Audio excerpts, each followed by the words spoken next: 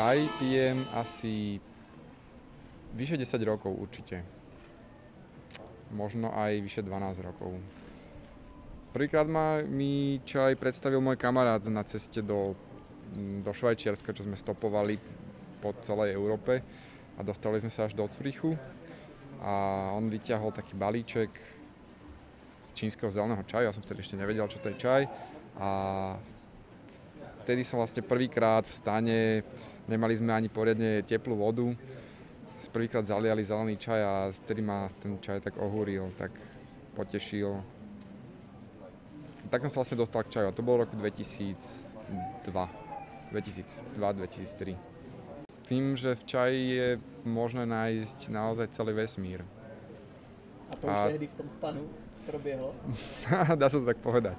Hej, čaj ma ohromil hneď na začiatok svojou plnosťou, svojou chuťou, svojím povzbudzujúcim účinkom. Tým, že vlastne ten človek potom vydrží na tých cestách naozaj byť aj v dobrom duchu alebo dobrej nálade aj počas dažďa. Naozaj ten čaj má zaujímavé účinky na človeka. Okay. Rozvinulo sa to postupne, vlastne vtedy som už bol prijatý na školu, na synológiu do Bratislavy, kam som nastúpil vlastne v septembri roku 2004 a postupne vlastne moja prvá učiteľka, ktorú som pozval na večeru ku nám domov, mi priniesla ako darček, respektíve Číňania radi obdarovajú svojich priateľov čajom, pretože je to vlastne v čínskej kultúre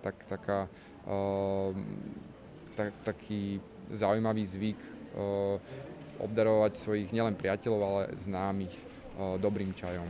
Ja som práve vtedy dostal železnú bohyňu milosrdenstva, čo som dovtedy vôbec nepoznal.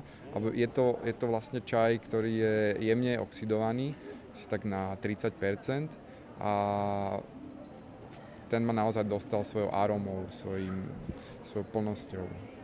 Takže to bolo, a vtedy som sa vlastne čaju začal venovať pravidelne, začal som chodiť do čajovní.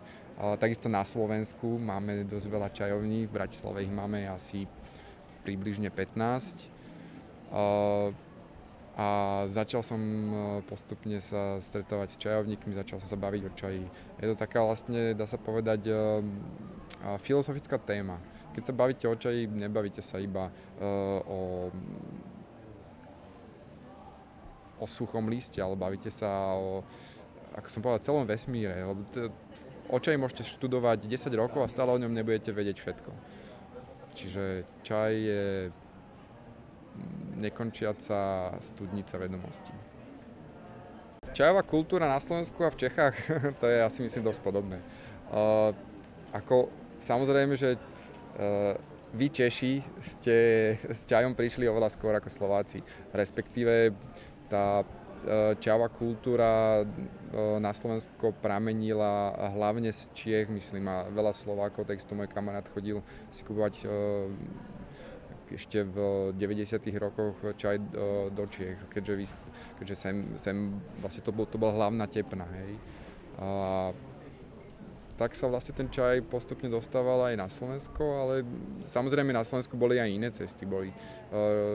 U nás v Modre sme mali čajovňu ľudí, mali sme tam čajovňu v podzemí, kde som si ja ináč dával vždy kakao. ale vtedy som ešte čaj nepoznal. To bolo pred asi 15 rokmi. Takže tá čajová kultúra na Slovensku a v Čechách je dosť podobná. Myslím si, že ja to vlastne aj Číňanom vždycky tak vysvetľujem, že Praha sa po čínsky povie, že Pulag, a Bratislava sa po čínsky povie, že Pulatý. A keď si zoberiete tie koncové slabiky G a T, tak to je ako moje vysvetlenie, tak ja im vždycky hovorím, že to je G, G a T, T. A GG je starší brat a TT je mladší brat. Čiže ja to hovorím, že Čechy sú vlastne starším bratom Slovenska a že naše vlastne vzťahy sú ako keby bratské, pretože vždycky sa ma pýtajú, že a vy ste sa rozlúčili teda akože Češi a Slováci, jak to je možné, že ste stále ako, ako je to možné? Tak ja im hovorím, že tak viete, ako my sme stále ako bratia, čiže aj tá čajová kultúra je dosť podobná, že veľa mojich kamarátov, ktorí sa zaoberajú s čajom, sú práve odtiaľto z Prahy. Čaj momentálne pre mňa znamená asi to isté ako predtým. Čaj je tak obrovská studnica vedomostí a vy môžete dostať jeden čaj, ktorý ste pili už miliónkrát a zrazu v ňom nájdete opäť niečo nové.